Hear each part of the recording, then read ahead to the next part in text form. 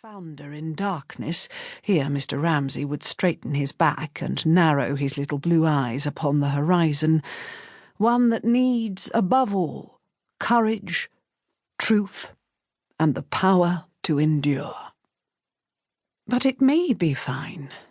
I expect it will be fine," said Mrs. Ramsay, making some little twist of the reddish-brown stocking she was knitting impatiently.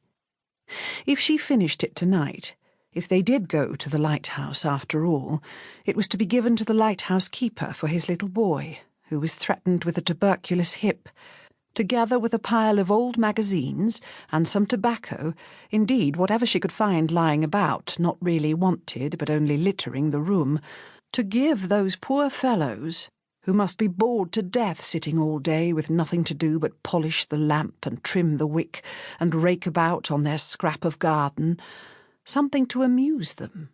For how would you like to be shut up for a whole month at a time, and possibly more in stormy weather, upon a rock the size of a tennis lawn, she would ask, and to have no letters or newspapers, and to see nobody? If you were married, not to see your wife, not to know how your children were. If they were ill, if they had fallen down and broken their legs or arms, to see the same dreary waves breaking week after week, and then a dreadful storm coming, and the windows covered with spray, and birds dashed against the lamp, and the whole place rocking, and not be able to put your nose out of doors for fear of being swept into the sea. How would you like that?" she asked, addressing herself particularly to her daughters. "So," she added rather differently, "one must take them, whatever comforts one can." "It's due west," said the atheist, Tansley, holding his bony fingers spread, so that the wind blew through them, for he was sharing Mr. Ramsay's evening walk up and down the terrace. That is to say, the wind blew from the worst possible direction for landing at the lighthouse. Yes, he did say disagreeable things, Mrs. Ramsay admitted. It was odious of him to rub this in and make James still more disappointed, but at the same time she would not let them laugh at him. The atheist, they called him.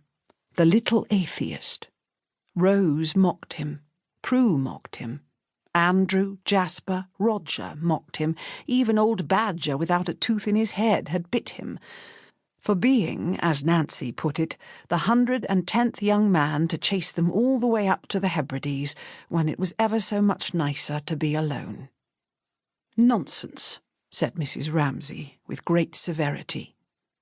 Apart from the habit of exaggeration which they had from her, and from the implication, which was true, that she asked too many people to stay, and had to lodge some in the town, she could not bear incivility to her guests, to young men in particular, who were poor as church mice, exceptionally able, her husband said, his great admirers, and come there for a holiday. Indeed, she had the whole of the other sex under her protection, for reasons she could not explain, for their chivalry and valour, for the fact that they negotiated treaties, ruled India, controlled finance, finally, for an attitude towards herself which no woman could fail to feel or to find agreeable, something trustful, childlike, reverential, which an old woman could take from a young man without loss of dignity, and woe betide the girl, pray heaven it was none of her daughters, who did not feel the worth of it and all that it implied to the marrow of her bones. She turned with severity upon Nancy. He had not chased them, she said. He had been asked. They must find a way out of it all. There might be some simpler way, some less laborious way, she sighed. When she looked in the glass and saw her hair grey, her cheek sunk, at 50, she thought possibly she might have managed things better. Her husband, money, his books. But for her own part, she would never for a single second regret her decision, evade difficulties, or slur over duties. She was now formidable to behold, and it was only